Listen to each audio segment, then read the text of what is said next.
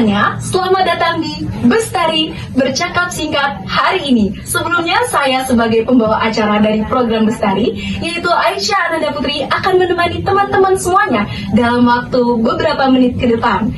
Pada program ini kita akan menghadirkan para pembicara dengan dua sudut pandang yang berbeda yang akan membawa teman-teman dalam percakapan yang luar biasa.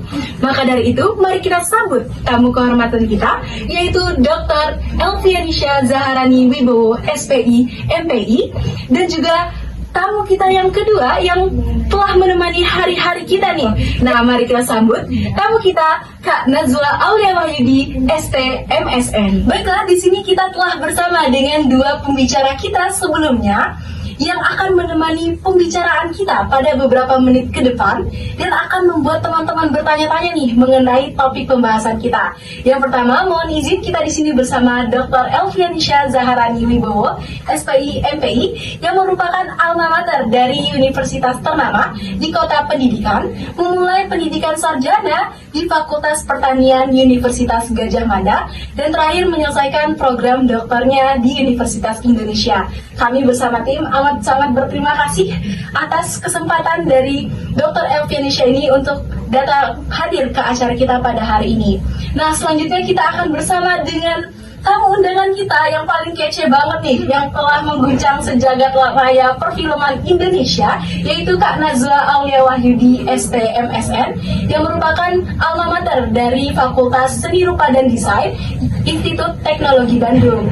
Nah, Kak Nazwa ini akan menyapa teman-teman semuanya dengan karya terbarunya, yaitu Bunga di Dalam Cangkir Kopi, yaitu film bernuansa romansa komedinya bersama aktor-aktor ternama lainnya. Baiklah, kita akan masuk kepada topik permasalahan kita yang tentunya sudah bisa teman-teman tebak nih dengan kedatangan para pembicara pada hari ini, yaitu mengenai kerusakan terumbu karang. Nah, kerusakan ini banyak disebabkan oleh faktor alami seperti perubahan iklim, kemudian perubahan suhu laut, gempa bumi, dan penyakit tertentu. Namun, pada kenyataannya, kerusakan ini lebih banyak disebabkan oleh faktor manusia, di mana manusia ini mampu melakukan tindakan-tindakan seperti pengambilan kerang-kerang, penangkapan ikan dan udang menggunakan bahan peledak, bahan kimia beracun, kemudian setrum listrik, dan penangkapan secara berlebihan. Nah, dari permasalahan ini kita akan melihat dari dua sudut pandang yang berbeda, yang tentunya akan melihat bagaimana para pembicara kita ini apakah memaklumi permasalahan kali ini ataukah menolak keras topik permasalahan kita pada hari ini. Baiklah, kita persilakan kepada Dr. Elvianisha untuk menyampaikan pendapatnya. Baik, terima kasih kepada moderator kita ya, Kak Aisyah. Kerusakan ekosistem terumbu karang di laut itu harus ditindaklanjuti ya, karena itu merupakan masalah krusial yang ada di Indonesia. Nah, kita sebagai manusia yang dimana kita memanfaatkan hasil-hasil laut setiap tahunnya diambil terus-menerus, seharusnya kita memberikan timbal balik untuk laut kita ya, karena laut sudah memberikan banyak manfaat untuk kehidupan manusia. Tetapi manusia itu sendiri merupakan faktor utama penyebab dari kerusakan ekosistem terumbu karang laut, yang seharusnya dimana kita manusia itu menjaga kelestarian, tidak membuang sampah sembarangan, dan juga tidak merusaknya secara terang-terangan maupun sembunyi-sembunyi ya.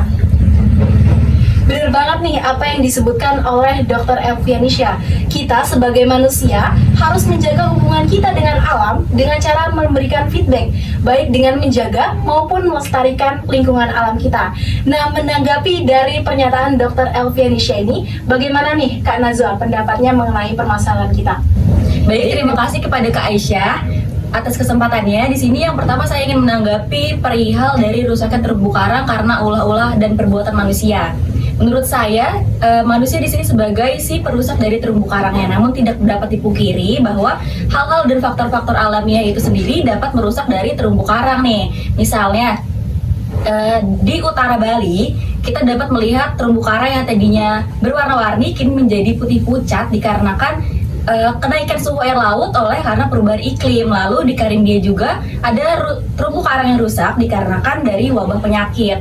Lalu jika ada yang bertanggapan bahwa manusia sebagai faktor utama dari rusaknya terumbu karang, jelas saya menolak nih Kak Aisyah. Dikarenakan manusia ini sendiri tuh udah banyak melakukan penanggulangan dari rusaknya terumbu karang, di mana kita melakukan perbaikan terumbu karang dari lokal maupun pemerintahan, dan kita juga sudah melakukan pendidikan dari SD maupun perguruan tinggi tentang dampak dari rusaknya terumbu karang itu sendiri. Benar-benar nih apa yang disebutkan oleh Kak Nazwa, bahwasanya faktor alami ini juga tidak dapat dipungkiri bahwa telah memberikan dampak yang besar terhadap kerusakan terumbu karang. Nah, bagaimana nih Dr. Elvianisha tanggapannya atas pendapat dari Kak Nazwa? Baik, menanggapi pertanyaan dari Kak Nazwa ya. Faktor alamiah yaitu perubahan iklim yang menyebabkan kerusakan terumbu karang di Indonesia itu juga merupakan faktor dari manusia juga kan, aktivitas manusia juga kan. Menurut saya nggak bisa dipungkiri juga kalau manusia itu sebagai aktivitasnya mempengaruhi dari perubahan iklim itu sendiri. Tetapi banyak faktor-faktor alamiah lainnya seperti yang tadi sudah saya jelaskan tadi.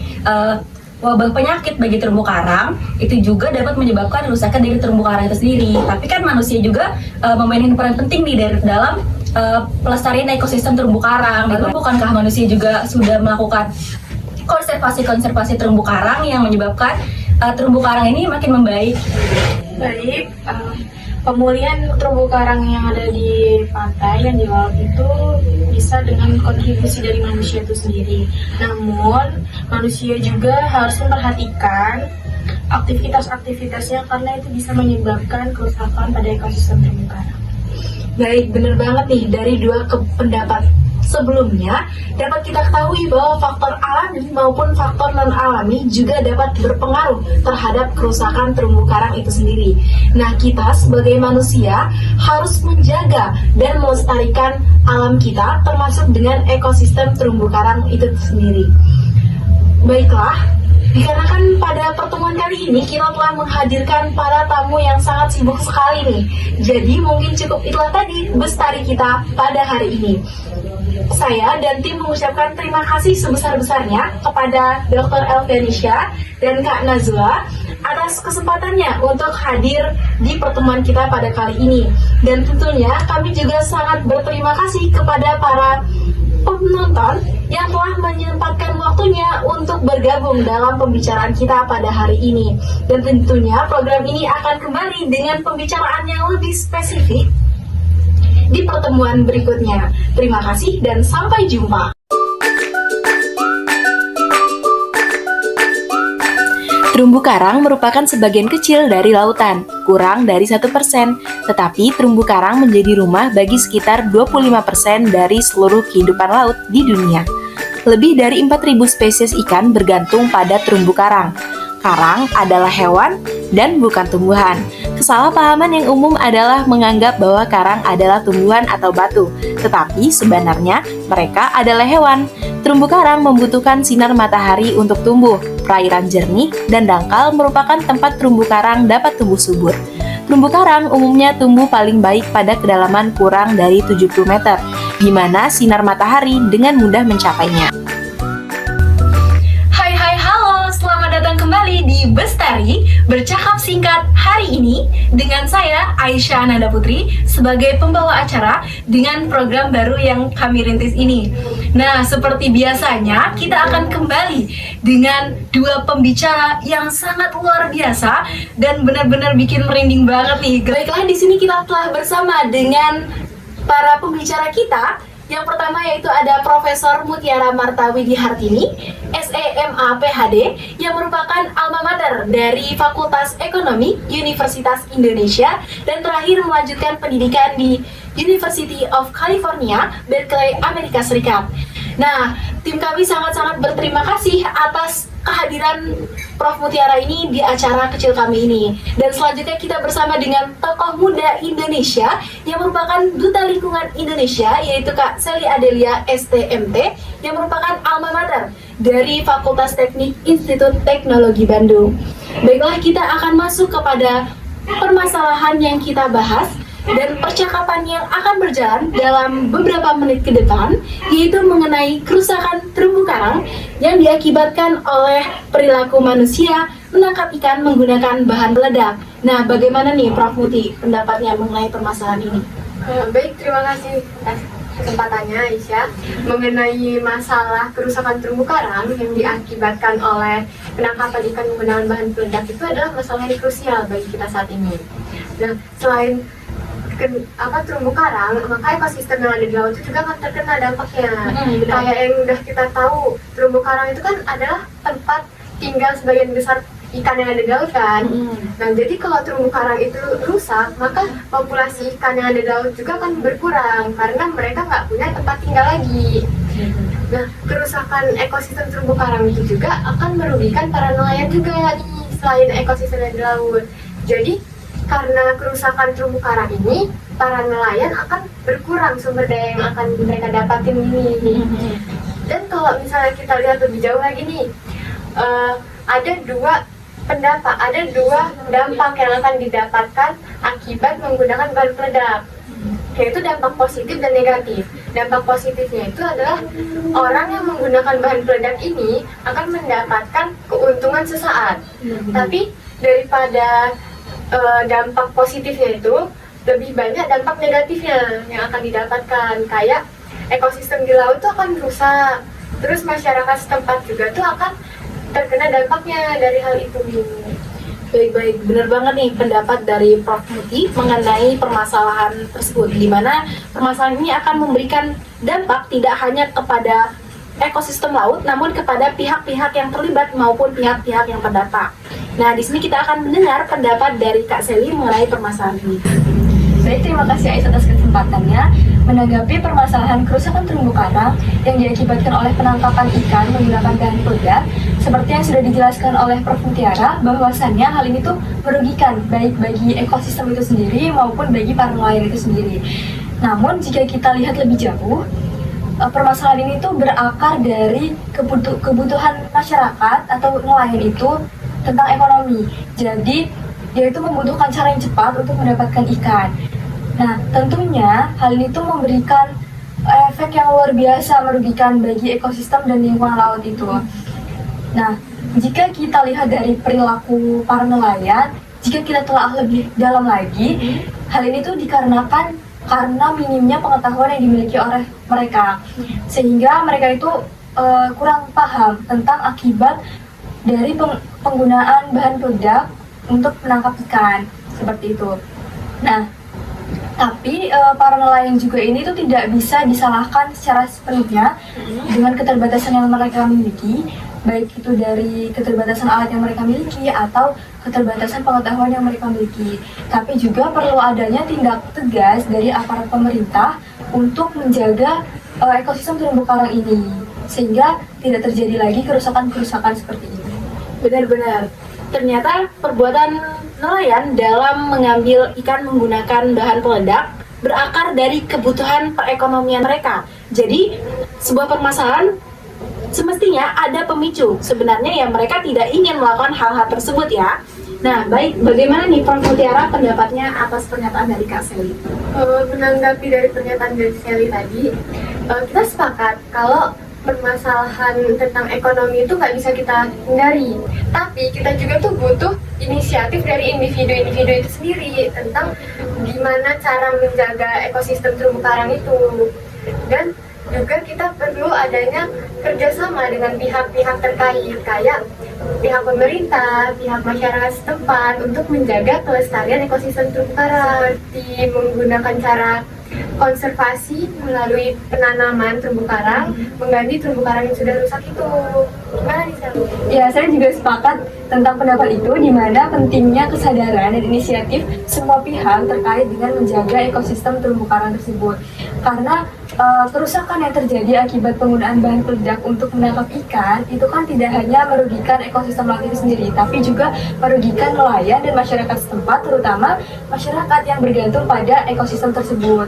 Nah, sehingga perlu adanya kerjasama yang kuat dari pihak-pihak baik masyarakat, nelayan ataupun pemerintah untuk menjaga ekosistem supaya tetap terjaga untuk generasi mendatang. Benar banget nih. Nah, dari dua pendapat mengenai kerusakan terumbu karang yang diakibatkan oleh perbuatan manusia menangkap ikan menggunakan bahan peledak, dapat kita ketahui bahwa hal tersebut juga berdampak kepada pihak-pihak yang terlibat maupun pihak-pihak yang terdampak.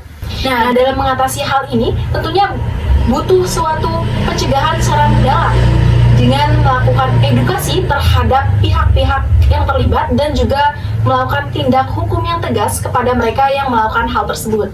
Nah, baik, mungkin cukup itulah tadi Bestari kita pada hari ini. Kami dari tim Bestari sangat amat berterima kasih atas kehadiran Prof. Mutiara dan juga Kak Seli pada perbincangan singkat kita pada hari ini. Dan kami juga amat sangat berterima kasih kepada teman-teman semuanya yang telah menemani kami dalam beberapa menit sebelumnya. Sampai jumpa dalam pertemuan berikutnya. Terima kasih.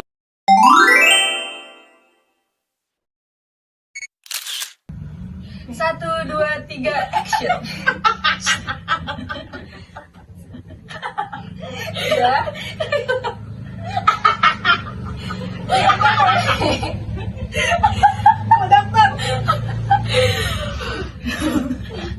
Ya.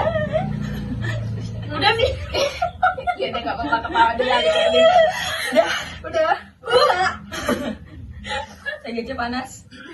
Tunggu saya ada. Iya. Gue yang ketawa lagi. Udah.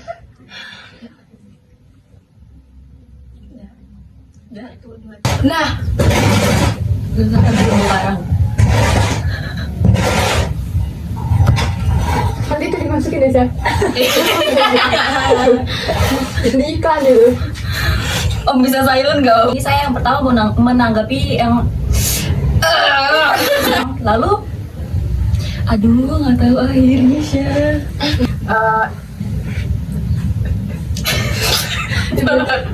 Ini makin membaik. Aku tahu. Oh ya. Tuh, 2, 3.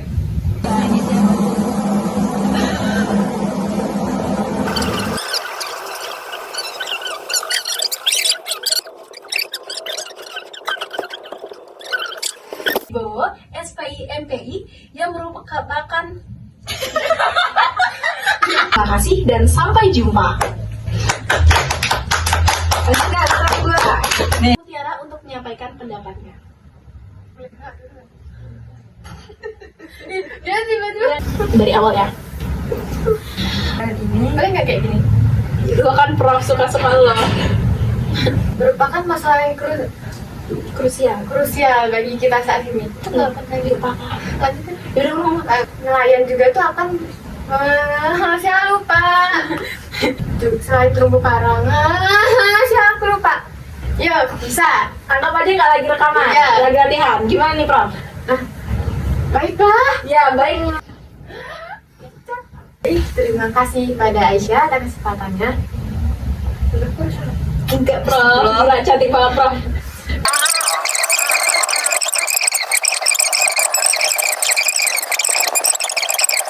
Untuk mempelajari aku ngomong apa sih yang terus. Kayaknya nggak gitu dah. Apa namanya?